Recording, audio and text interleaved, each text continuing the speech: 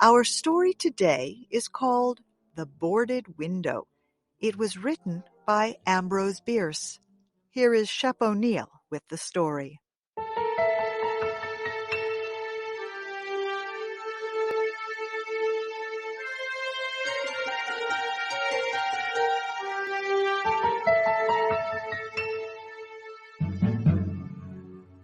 In 1830, only a few miles away from what is now the great city of Cincinnati, Ohio, lay a huge and almost endless forest. The area had a few settlements established by people of the frontier. Many of them had already left the area for settlements further to the west, but among those remaining was a man who had been one of the first people to arrive there. He lived alone in a house of logs, surrounded on all sides by the great forest. He seemed a part of the darkness and silence of the forest, for no one had ever known him to smile or speak an unnecessary word. His simple needs were supplied by selling or trading the skins of wild animals in the town. His little log house had a single door. Directly opposite was a window. The window was boarded up. No one could remember a time when it was not, and no one knew why it had been closed. It surely was not because of the man's dislike of light and air.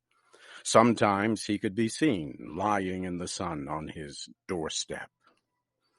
I imagine there are few people living today who ever knew the secret of that window. But I am one, as you shall see. The man's name was said to be Murlock.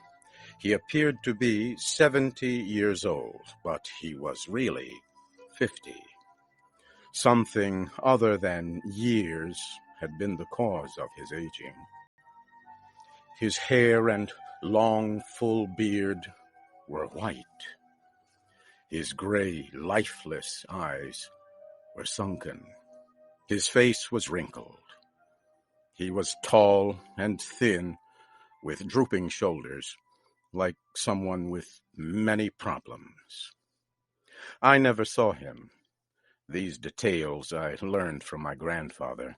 He told me the man's story when I was a boy. He had known him when living nearby in that early day. One day, Murlock was found in his cabin, dead. It was not a time and place for medical examiners and newspapers.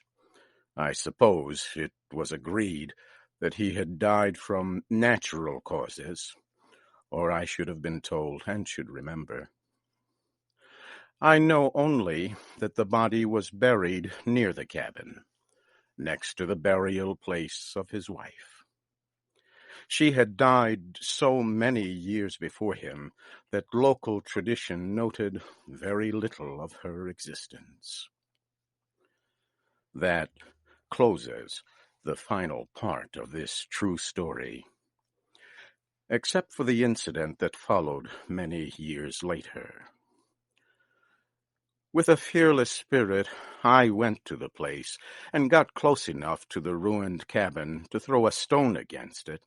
I ran away to avoid the ghost which every well-informed boy in the area knew haunted the spot. But there is an earlier part to this story, supplied by my grandfather.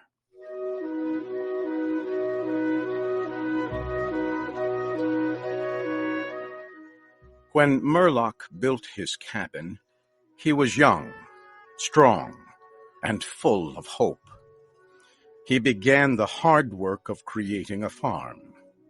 He kept a gun, a rifle, for hunting to support himself. He had married a young woman in all ways worthy of his honest love and loyalty. She shared the dangers of life with a willing spirit and a light heart. There is no known record of her name or details about her. They loved each other and were happy. One day, Murlock returned from hunting in a deep part of the forest. He found his wife sick with fever and confusion. There was no doctor or neighbor within miles. She was in no condition to be left alone while he went to find help.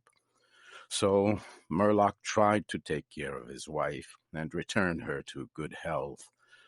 But at the end of the third day, she fell into unconsciousness and died. From what we know about a man like Murlock, we may try to imagine some of the details of the story told by my grandfather. When he was sure she was dead, Murlock had sense enough to remember that the dead must be prepared for burial. He made a mistake now and again while performing this special duty. He did certain things wrong, and others which he did correctly were done over and over again.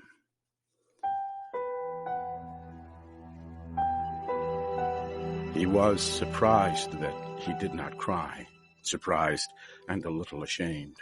Surely it is unkind not to cry for the dead.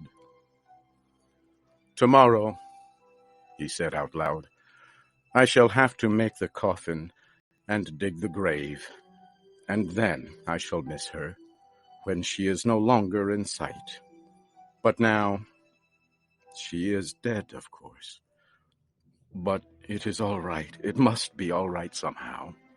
Things cannot be as bad as they seem. He stood over the body of his wife in the disappearing light. He fixed the hair and made finishing touches to the rest.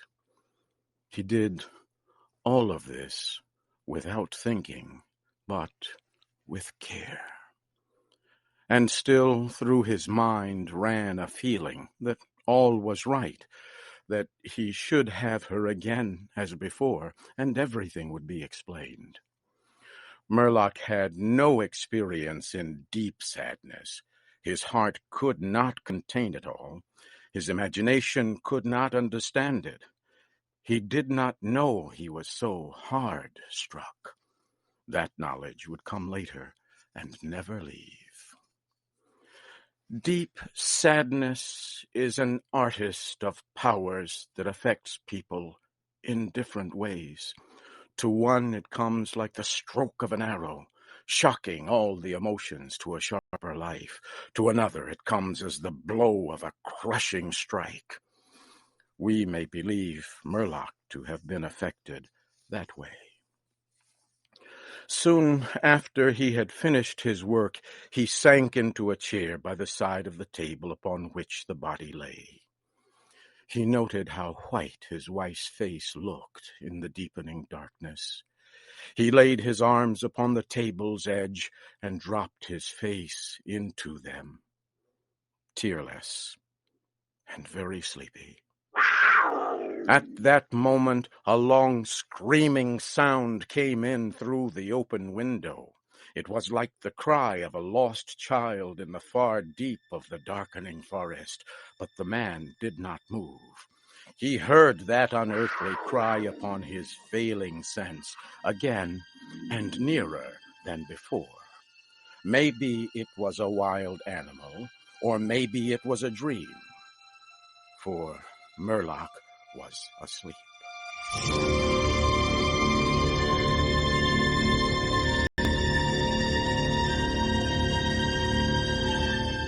Some hours later, he awoke, lifted his head from his arms, and listened closely. He knew not why. There, in the black darkness by the side of the body, he remembered everything without a shock. He strained his eyes to see he knew not what.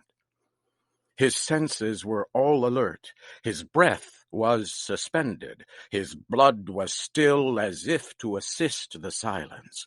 What had awakened him, and where was it?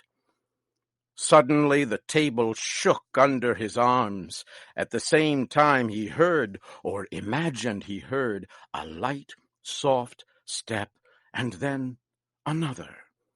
The sounds were as bare feet walking upon the floor. He was afraid beyond the power to cry out or move. He waited, there in the darkness, through what seemed like centuries of such fear. Fear as one may know, but yet live to tell. He tried, but failed to speak the dead woman's name. He tried, but failed to stretch his hand across the table to learn if she was there. His throat was powerless. His arms and hands were like lead. Then something most frightful happened. It seemed as if a heavy body was thrown against the table with a force that pushed against his chest. At the same time, he heard and felt the fall of something upon the floor. It was so violent a crash that the whole house shook. A fight followed, and a confusion of sounds impossible to describe. Murlock had risen to his feet. Extreme fear had caused him to lose control of his senses. He threw his hands upon the table. Nothing was there. There is a point at which fear may turn to insanity, and insanity incites to action. With no definite plan and acting like a madman, Murlock ran quickly to the wall. He seized his loaded rifle and, without aim, fired it. The flash from the rifle hit the room with a clear brightness. He saw a huge, fierce panther dragging the dead woman toward the window. The wild animal's teeth were fixed on her throat. Then there was darkness, blacker than before, and silence.